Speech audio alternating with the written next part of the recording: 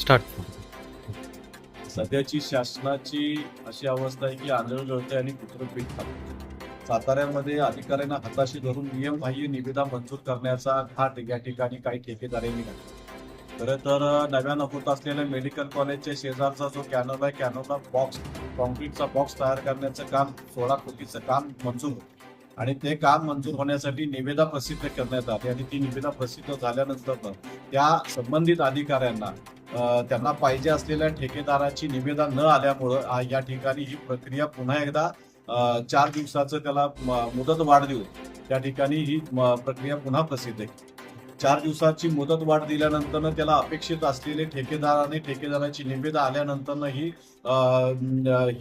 Tender प्रक्रिया open करून त्यांना अपेक्षित असलेल्या त्यांना हवे असलेल्या ठेकेदाराला हे काम मंजूर करून देण्यात आलं. खरं तर सुरुवातीला मी जसं म्हणलं की आंधळ दळतंय आणि कुत्रं पीठ खातंय. जर कुंपणं जर शेत खायला लागलं तर बाकीच्या सामान्य नागरिकांनी जायचं कोणाकडे अशी परिस्थिती निर्माण झालेली आहे. एकूणच या ठिकाणी जलसंपदा विभागाचे जे काही अधिकारी आहेत हे अधिकारी स्वतःचे हात ओले करून अशा ठेकेदारांना एक वेगळ्या पद्धतीचं कामकाजाच्या माध्यमातून सूट देण्याचं काम या ठिकाणी राजरोषपणे करत आहेत.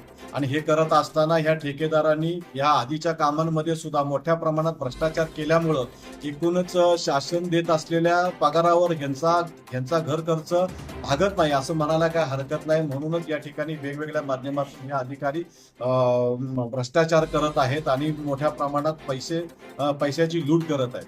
खरं तर असे टेंडर हे मॅनेज करून एखाद्या संस्थेला देणं हे कायद्यात न बसणारी गोष्ट आहे.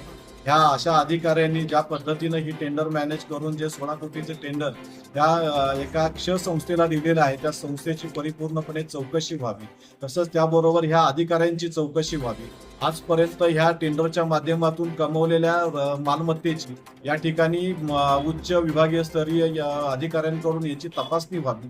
यांच्या चौकशी लागाव्यात आणि हे जे काही टेंडर मंजूर केलेलं आहे हे टेंडर पुन्हा एकदा रिकॉल करून योग्य पद्धतीनं शासनाला जे मान्य आहे त्या नियमाला अधीन धरून हे टेंडर मंजूर करावं अशा पद्धतीचं निवेदन आज या ठिकाणी जिल्हाधिकाऱ्यांना रयत राज संघटनेच्या माध्यमातून दिलेलं आहे. येत्या 2 दिवसामध्ये जर ही प्रक्रिया थांबून त्या अधिकाऱ्यांवर चौकशीचे आदेश नाही काढले तर येत्या 2 दिवसामध्ये रयत राज संघटना अत्यंत तीव्र पद्धतीने आंदोलन करत असंच या ठिकाणी नमूद करतो. थांबतो. धन्यवाद.